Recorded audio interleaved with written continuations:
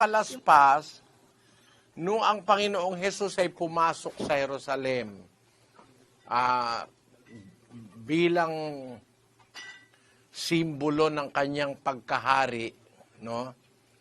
Sinalubong siya ng mga sumasampalataya, yung mga damit nila, nakasakay siya sa isang asno. Mga damit nila, inilatag nila sa daan.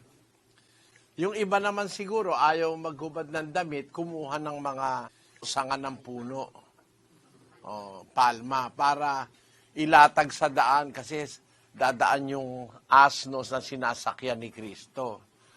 Yun ang ginawang palaspas. Gumawa naman sila ng palaspas, nilagay sa bintana. Basahin natin sa 21:5 ng Mateo. Sabihin ninyo sa anak na babae ng Siyon, narito, ang hari mo'y pumaparito sa iyo na maamo at nakasakay sa isang asno at sa isang batang asno na anak ng babaeng asno. At nagsiparoon ang mga alagad at ginawa ang ayon sa ipinag-utos ni Jesus sa kanila. At kanilang dinala ang babaeng asno at ang batang asno at inilagay nila sa ibabaw ng mga ito ang kanilang mga damit at dito siya'y sumakay. At inilatag sa daan ng kalakhang bahagi ng karamihan ang kanilang mga damit.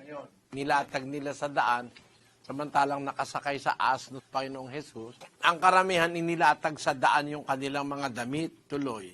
At ang mga iba'y nagsiputol ng mga sanga ng mga punong kahoy at inilatag sa daan. Ayun, yung iba naman kumuha ng mga sanga ng punong kahoy, nilatag sa daan.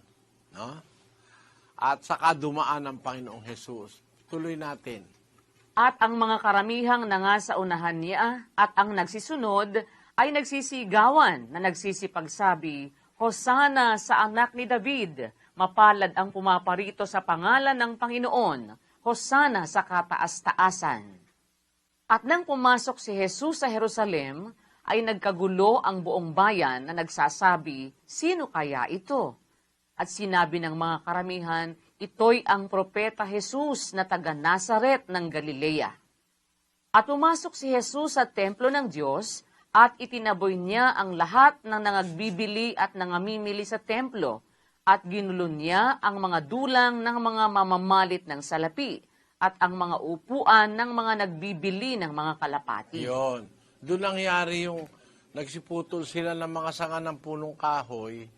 Tapos bukod doon sa kanilang mga damit na inilatag nila sa daan. Doon kinuha yung palaspas na simboliko yon ng pagpasok ng hari sa Jerusalem. Si Kristo bilang hari ay hindi kagaya ng ibang hari nakasakay sa kabayong mula. Si Kristo nakasakay sa batang asno, nagpapakilala ng kaamuan sa kanyang pagkahari. Maamo siyang hari. At hindi siya sumasakay sa kabayo para makipaggera. No? Doon sa pagpasok niya sa Jerusalem bilang hari na anak ni David, nakasakay siya sa asno. Sinalubong siya ng mga tao, nilatag yung kanilang mga damit, tapos yung iba na ayaw sigurong maghubad, kumuha na lang ng mga sanga ng punong kahoy, siyang inilatag sa daan. Di ba ganon ang mga hari? Sa ating panahon naman, yung mga hari, ang nilalakaran nila, nilalagyan ng bulaklak ng mga tao, no? Sa Jerusalem siguro, nung panahon na yun, walang masyadong maraming bulaklak. Mga sanga ng punong kahoy ang kanilang inilatag bilang paggalang dun sa hari. Yun ang sinasabi ng Katoliko ng mga palaspas. Kaya lang, hindi nila sa daan inilagay, sa bahay nilagay. Nilagay sa may bintana.